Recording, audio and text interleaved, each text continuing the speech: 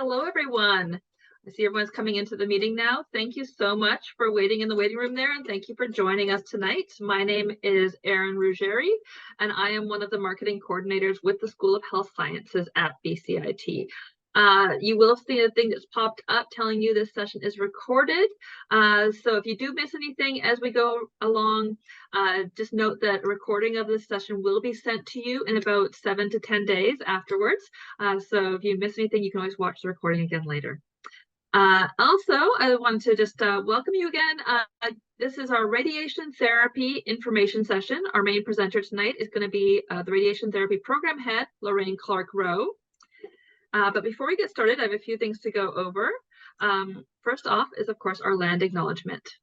So the British Columbia Institute of Technology acknowledges that our campuses are located on the unceded traditional territories of the Coast Salish nations of the Squamish, Tsleil-Waututh, and Musqueam. So we're going to have our welcome and introduction tonight. This agenda has actually been changed a bit, a presentation, overview of the program, and some time at the end for a Q&A. So if you have questions as we go along, which I'm sure many of you will, you can type them into the chat, but we are going to answer most of those questions towards the end of the presentation. So do pay attention as we go along, and at the end, we'll be able to have Lorraine and myself address some of your questions. If you could please stay muted during the presentation and keep your camera off to lessen interference. Towards the end, if we have a smaller group towards the end, then we will allow you to unmute and ask questions. But for now, any questions you have, either hold on to them till the end, or stick them into the chat if you think you might forget about them. Okay, and with that, I think I'm going to pass it over to Lorraine. Lorraine, should we start with the poll before we get started? Sure, let's do that. There's a simple question here that we ask that you respond to. Everyone should see this question on their screen. Ignore the typo on the third line. So what is radiation therapy? Treatment of cancer using high energy X-rays, photon beams, treatment of disease that makes you glow in the dark, injecting patients with radioactive dye to look for cancer. Which one of those is the best answer? Yes, so the correct answer is the first, treatment of cancer using high energy X-rays or photon beams. So injecting patients with radioactive dye would be more of a nuclear medicine type discipline. Okay, and I'll let you take it from there, Lorraine. Great. Well, welcome everybody. Thank you for joining us. This is about the radiation therapy program. And I'm going to preface the conversation by saying we are in a state of review just about the entrance requirements. So there will be some things that I won't have definite answers to give you or specifics, but I will reinforce that we are going to have a September 2024 intake.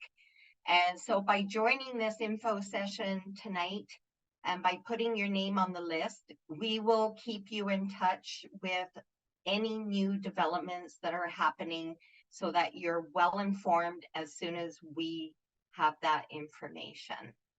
So what is radiation therapy? So most of you got the answer correct. We are therapists, radiation therapists that treat mostly cancer patients. And the reason I say mostly is occasionally we do treat something that is considered benign, which would be non-cancerous. That is a small portion of what we do, the majority being treating cancer patients. So as a radiation therapist, you work with cancer patients throughout their full treatment journey. So we're involved with taking images to establish the target area, which would be the tumor. And we're involved in planning that optimal treatment. And we do that in collaboration with medical physicists and radiation oncologists. So it's a very important aspect of what we do is planning the optimal treatment. We use ionizing radiation sources and advanced technologies for daily treatment. So just as a pharmacist might prescribe a weekly or daily dose of medication. We also have daily administration to our patients of radiation. So you really do get to know your patients in that aspect. We interpret patient setup instructions, radiation beam descriptions, and dose calculations. We counsel patients because we do see them over, anywhere between 3 and 6, 7 weeks. We see our patients daily, Monday to Friday. So we're the frontline healthcare professionals that will counsel them also on any side effects and how to manage those side effects. We maintain a patient record system, and we ensure patient safety and quality care delivery. So why might you choose radiation therapy as your career? You graduate from the program, so you would choose our program to graduate as a competent radiation therapist. And then as a graduate, you are eligible to sit the national exam. So the national exam is what gives you the certification to work anywhere across Canada. It's also a way to access other countries, but mostly our graduates stay in Canada and can work in any province once you pass the national exam. The cohort model, we have a small class size. Now by small, we're looking for 20. And if you think 20 is a little off-putting, like, oh, I'll never get in, it's too competitive, I can assure you, once we have our entrance requirements, and if you meet those entrance requirements, there is a very good chance that you will be accepted. So please don't let that number sort of throw you off or let you think that you're not in that mode of being accepted. You probably are once you meet those entrance requirements. We have great support structure for students at BCIT, and we'll talk about that more later. Expert faculty, so the instructors that we have in the program are experts in their field, whether it's the anatomy and physiology, pathology, treatment planning, radiation physics. All of that is covered by people that are well versed in those disciplines that you need to understand. Further to that, we are the only radiation therapy program in British Columbia. There are other programs across Canada, but obviously we are the only ones that have this program to train radiation therapists in British Columbia. So our emphasis on or principles for the program is really about applied learning, and that's consistent with most programs, maybe all programs across BCIT, is that we have applied learning that includes the theory, so the academic portion, but also the labs where you get to practice the hands-on, whether it's through simulation, practice labs for patient care. That's a hands-on approach in a non-stress environment so that you can apply the theory and the skills that you're learning. And then there's a strong clinical component where you're out working within the radiation therapy field with a team of radiation therapists so that you become part of the team and you practice and you develop your competency in order to graduate from the program.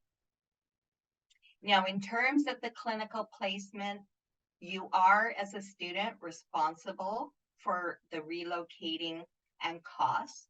We try to minimize it, that we say a student will only be displaced, let's call it, displaced from your home area for one clinical term.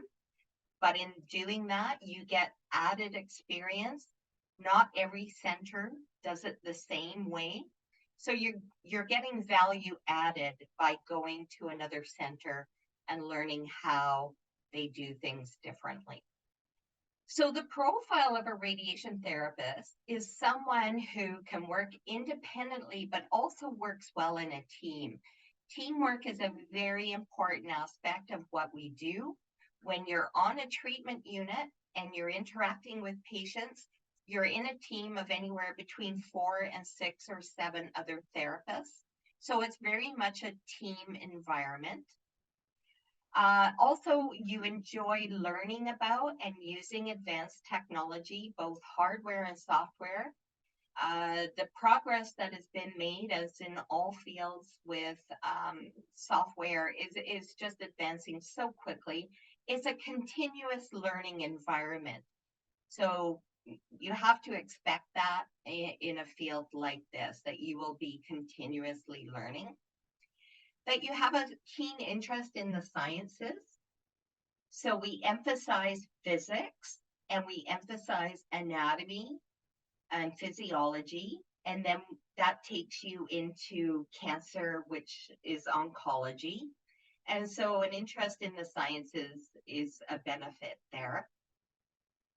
Enjoying patient interaction, again, because we see our patients Monday to Friday over several weeks, you get to know them quite well and they get to know you. So it's not a one-off interaction, it is continuous.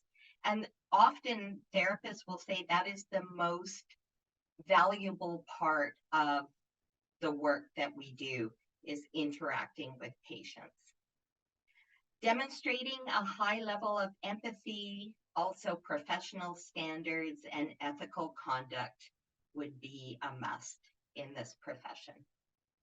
So a strong applicant for the program is that you have a solid academic background, that you have some experience, whether it's volunteer work, healthcare work experience, but also we have looked at retail or similar experiences that may not be healthcare related, but includes interacting with the public in order to communicate effectively, problem solve, deal with challenges that come with dealing with the public. Those types of experiences are also acceptable, even if you haven't been in a healthcare environment. So the reason why we have this in here is to ensure that you understand the level of communication that comes with working with people, with patients in this kind of environment. People skills and teamwork, as I mentioned, empathy and communication skills, aptitude for technology, enjoys continuous learning, and taking on new challenges. All of these attributes will just lend themselves to your own success, not only in the program, but also in your career choice. So in order to be successful in the program, time management. So we do have a relatively heavy load of academic studies during the terms when you're on campus. You can expect at least 25 hours a week of scheduled course time. And then you've got homework. You probably have group projects, assignments, studying. So you have to be prepared for a full-time program. It is a heavy load. It is manageable, but you have to be prepared for that. In terms of the clinical work, so when you're out in a clinical term, it is a full-time job. You're there from 8 a.m. to 4 p.m. It's Monday to Friday. We don't do weekends. We don't work after hours. So as a student, your commitment to clinical is as stated, with some, there's some variability, but we'll just call it 8 to 4, but never weekends. But then, you have to take that into account, that it is a full-time job in that sense. Willingness to ask for help. This is something we really impress upon our students, is please, if you're struggling, reach out, communicate to your instructor, to the program head, to anybody who can then help you, because if a student fails a course in one term, they do have to wait to reapply, and that takes a year. So we'd rather help you before the end of the term so that you're not in that situation. So it's definitely raising your hand and saying, look, I don't get this, I'm not understanding it, we can help. Initiative, teamwork, critical thinking skills, that's all part of the learning process for healthcare. Computer literacy, which I think is a given these days. It's interesting we still list it, but I'm sure everyone that's thinking about this program is computer literate. Excellent physical and emotional health. So it is rather physically demanding in that we work hard, we're on our feet. Emotional health, we do have support within the program and modules that help students learn how to deal with the emotional component of working in healthcare. It's not even cancer specific. It can be any role in healthcare. But learning how to take care of yourself so that you can take care of others. That's what we teach our students. So the program structure is currently under review. As I mentioned, more information will be posted or sent to you as it becomes known. What we're looking at is entrance requirements specifically. So please stand by. Please keep us in mind as we send out information. We are definitely going to open the program September, or, we're going to have a program September 2024. We just need to get this posted so that everybody understands what the entrance requirements are. Our program focuses curriculum on radiation therapy practice. So we're trying to refine what we're teaching so that it is specific. Well, that's a nice doodle.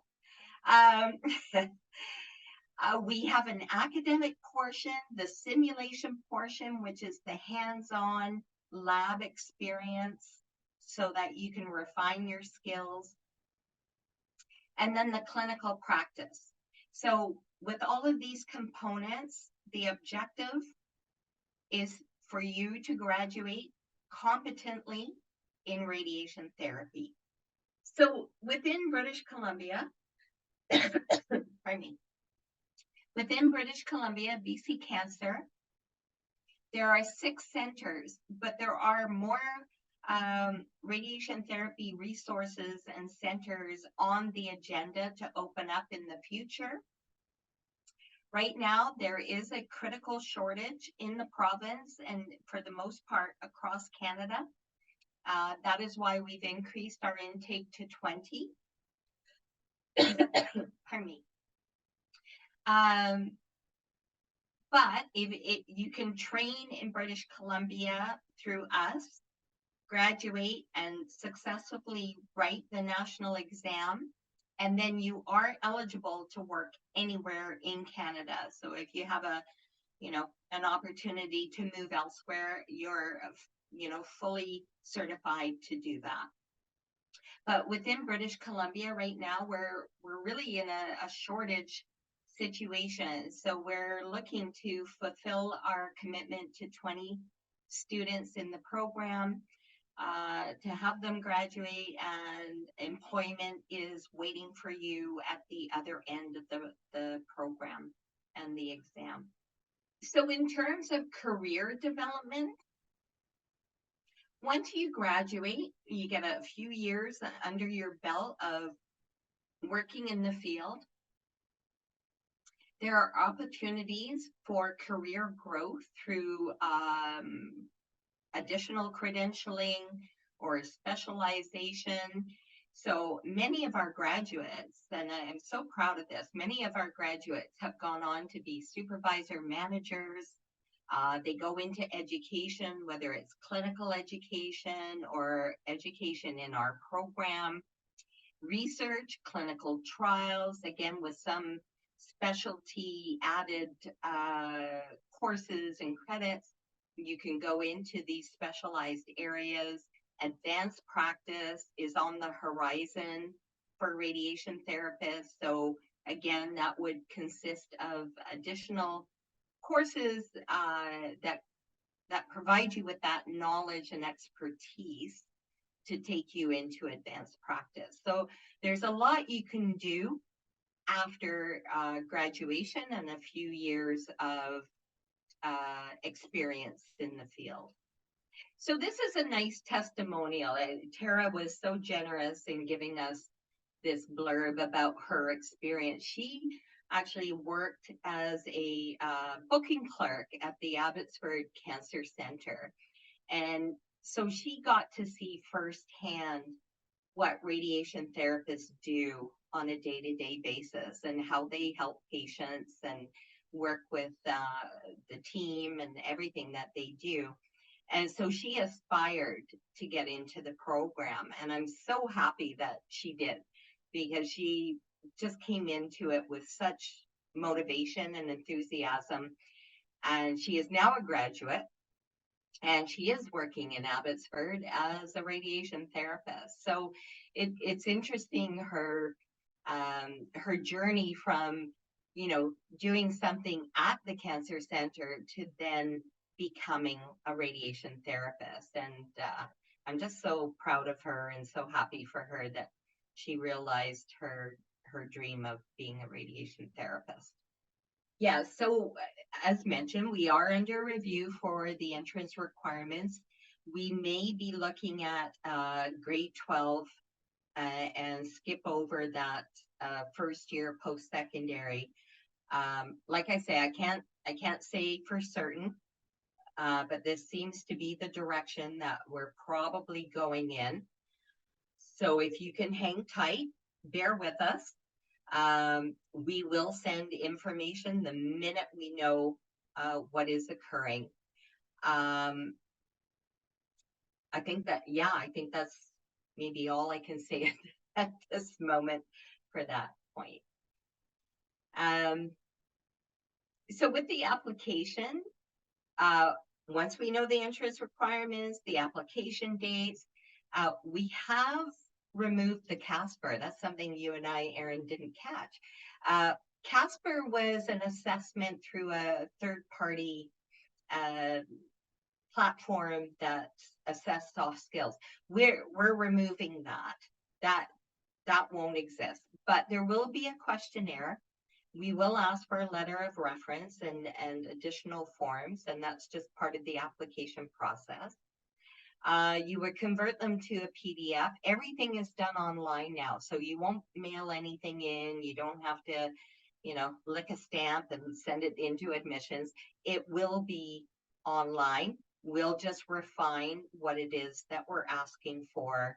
And once that becomes apparent, you can send in your documents. Certainly high school transcript, any additional post-secondary, if you want to provide that would probably be useful.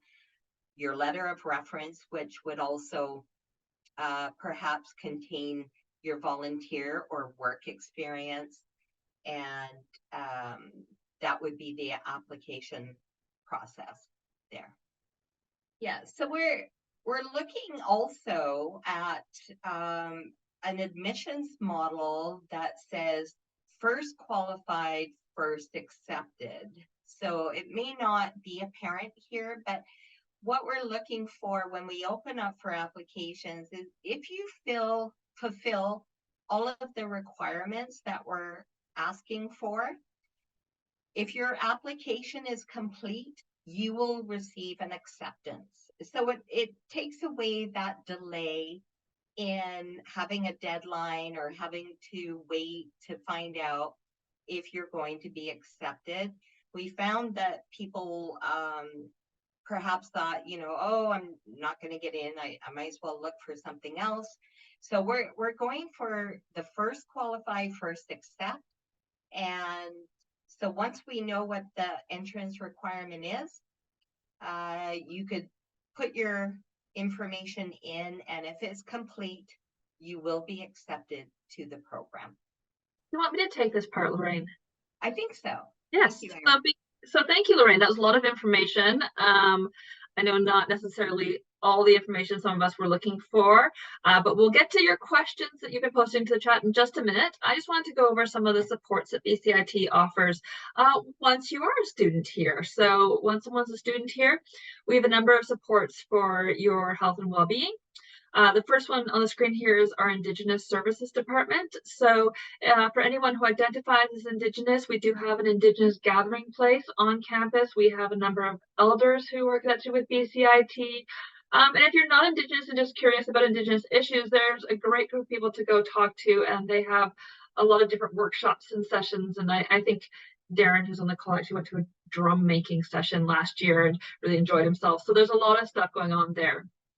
Student financial aid and awards, pretty self-explanatory. BCIT, like most post-secondaries, has a number of student financial aid and awards department, and there are a number of entrance scholarships and other scholarships available for you to look at and apply for. Accessibility services, that's for students who have a ongoing or temporary disability that they might need support with. So it's best to register with them as soon as you know you're coming to BCIT. Once you get accepted to a program, do register with them if you think they're going to need them, and they can liaise with your instructors, all confidential, only releasing what information they absolutely need to get you the support you need in your studies. Student health services is one of my favorites. This is a full service medical clinic right on campus. So if you're busy with school and don't have time to get in with your regular GP, or you are one of the people who doesn't have a regular GP anymore, you can book an appointment with one of the nurses or doctors at Student Health Services. And they are not a walk-in clinic, so you do need to make an appointment, but generally speaking, you can get in same day or the next day. Like, it's pretty quick turnaround. And down the hall from Student Health Services, we also have counseling. So we have a number of counselors and psychologists on staff at BCIT to assist students with anything stress, relationships, inside and outside school issues, whatever's going on with you. We want to support you in having a good mental health there. And then finally, for your physical well-being, recreation services, we have a full service gym on campus. We have intramurals. We have it's a great place to kind of come before classes in the morning, or lunch after classes at the end of the day. They do offer a number of different fitness classes through the day that I know that a lot of our staff even take advantage of. So it's just a great place to hang out and use up some of your physical energy. And with that, I'm going to share two very important email addresses with you. Lorraine Clark-Rowe, who's been speaking all day. This is her email address, and Leanna Wong is our program assistant, and her email address is here too. As we go along in this process and try to sort out what we know and what we can confirm, Lorraine and Leanna will be able to send out emails to everyone who's registered for this info session, because when you registered, you entered your email address. But if you do have any questions along the way, these are the two people to contact, and they'd love to be in contact with you. And with yes, if I could just add to that, Erin, if you have questions about the program or anything of that nature, contact me directly. If it's to get your name, your name will be on Leanna's list, but Leanna is going to track all participants in info sessions so that you do get immediate message about any changes we're making to the program entrance requirements and so forth. Okay, thank you. And in the meantime, while you're waiting for those emails, please do follow us on social media. The BCIT Health Sciences group is on Facebook, Twitter, Instagram, YouTube, TikTok, and LinkedIn. And our TikTok is relatively new, so we'd appreciate some followers there. But any of these accounts, we'd love for you to follow us. There's lots of good content posted about what students are doing in labs and clinical, on campus, off campus, kind of what student life is like within health sciences, and also announcements about upcoming events and things that are happening with us. So please give us a follow. And if you want to learn more about BCIT, there's many ways of doing that. Info sessions like this one that you're at. Twice a year, we have our big info. Some of you might have been at that 2 weeks ago. We also have campus tours here, program advising department. Okay, and I'm going to flip over to questions now because I know we have a bunch. So I'm going to scroll up to kind of the first few questions and ask them of Lorraine. Lorraine. Yes. Japdeep is asking, is co-op offered in this course? So, co-op. Not if you mean paid co-op. What we call it is clinical placement. So clinical placement is considered part of the program in that you are in a cancer center, you are working in a treatment team. It is not a paid placement. It is part of the program though, and it is a valuable learning experience in that aspect. Great. I have a few questions here about prerequisites. Would you have to have all prerequisites finished before applying, or is it possible to apply and then finish prereqs before the program? Not necessarily. As I mentioned, we're going to accept those that have completed applications, which means once we state the entrance requirements, those that meet that will be accepted. So once we hit our 20, we will create a wait list of those after. It's kind of a first come, first serve if you're complete.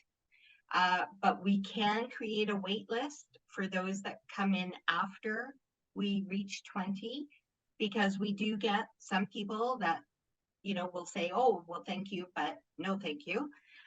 So we will have a wait list, but it is in your best interest to complete all of the entrance requirements once we have it posted. And Lorraine, there was another question for somebody else similar to that about midterm grades versus final grades. So I would imagine that final grades would get in. That would be considered more complete than a midterm. Yes. Yeah. Okay. Next question is from Chris. He is asking, can out-of-province students apply? Yes. Is there a preference towards in-province students? No. Okay. No. So we've taken students from Alberta, Ontario, so we're not BC only. Again, it's going to be more about whether or not your application is complete and where you sit in terms of submitting all of your documents. That would be the important piece for us. Erwin is asking, do we have an estimate as to when more information might be posted? We're going to post as soon as we know. It might be November, but it may also be the new year. It's a little complicated in post-secondary that we're not allowed to post until we get all approvals, which of course is not helpful for you on that side of things. But at the earliest, it'll be November. At the latest, it'll be February or March. And all I would ask is that you keep in touch with us, or, keep an eye on things. As mentioned, we will send you immediately any new information that we have. I know it's not a good answer. It's a vague answer. But what we're trying to do here is make it more accessible for people so that we do get 20 students into our program. Lorraine, is the length of the program changing at all? Potentially. Okay. Shorter. So Paulina, that would be an answer to that question. The current or old length of the program was 33 months? 33 is our current degree program. Potentially, we could shorten that also. And again, it feeds into this critical shortage where we want to look at how we can service the province for the radiation therapists that they need, not only to fulfill what's currently going on with the shortage, but also the future expansion. More jobs are going to be created because there's expansion proposed for, I believe it's Comox or Nanaimo. It's Burnaby. Certainly, Burnaby Hospital is going to get radiation therapy resources. So there's so much happening in this field in order to service the population that we have in British Columbia. And this is why we're in such a state of flux at the moment. There's just such a need, but also expansion plans. I also have a question here. What is the salary for a radiation therapist? Can we say that? They just got a huge bump, a huge bump. So it used to be, you got hired as a casual, and then, you were sort of at the mercy of people going on vacation, whatnot. Now they're hiring full-time graduates right off the bat, and the starting wage for a full-time is $92,000 a year. So not bad. Very, very good. And that was starting, you said? That's starting, yes. Yeah. So in answer to your questions, then you could go higher than that as you go along, for sure. Yes, yeah, years of experience, but also, if you go into a more of a leadership role or a clinical educator role, then yes, you get bumped up. So it is not bad. Yeah. There's a few questions here, Lorraine, that I'm not sure if you can answer, but I'll ask them anyways. Yeah. Jay Cameron is asking, if it becomes shorter, would it still be a bachelor's degree or would it become a diploma? Yeah. Well, that is one of the things on the table. And that is one of the options we're looking at in terms of credentialing. Again, I can't say a lot about it because I don't know a lot at this moment. But the one way to get students in and out more quickly is to shorten the program. So whatever that looks like, I don't know at the moment. And I would ask that you just keep an eye on us and see what we come up with for that solution. Let's answer another question here about again, somebody's asking if a class is in progress when you apply.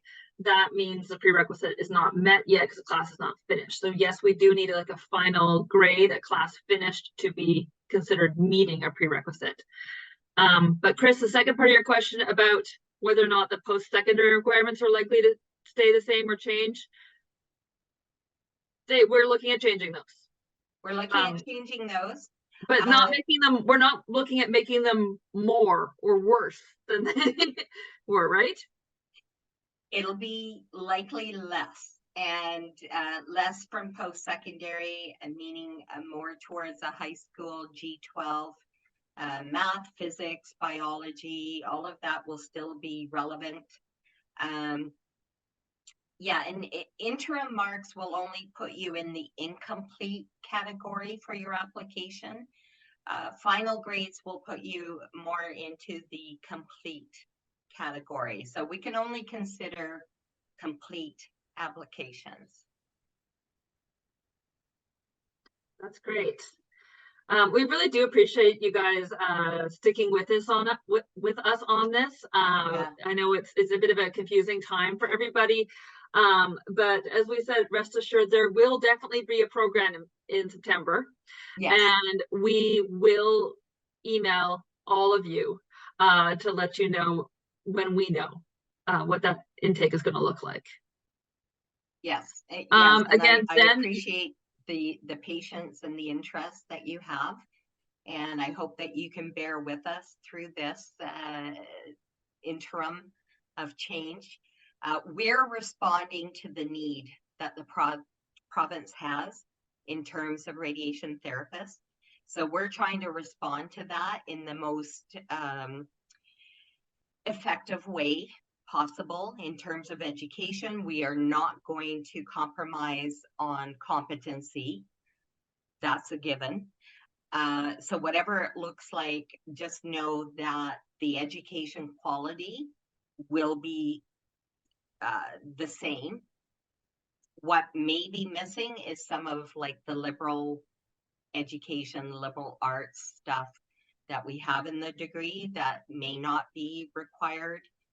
So it's not radiation therapy specific content that we're getting rid of. It's always going to be focused on the discipline and on the work that has to be done for competent radiation therapists. Okay, I'm gonna we have time to like do 2 more questions. One of them, Erwin is asking Lorraine if we expect there to still be a 5-year recency for high school requirements, or if we would have that. Don't know yet. Don't know yet. Okay, that's fair. And Joanna is asking, will it still be the same pre-application form? Is she referring to the form on our website? We are using that. We've added, we added the pre-application form, which is sort of a, self-assess type form. But then we also have an acknowledgement form. Those things will remain. It's just, the question is, when do we open for applications? So yes, we hope to know that soon. Okay, I'm going to pull back to these email addresses to finish us off tonight. Again, thank you for joining us. If you have any further questions, these are your best contacts. And as I mentioned, because you registered for this session, we will send you a copy of the recording within 7 to 10 days. And we're also going to send you a copy of the PDF version of the slide deck. So you will have that to review in your email inbox so you won't miss anything.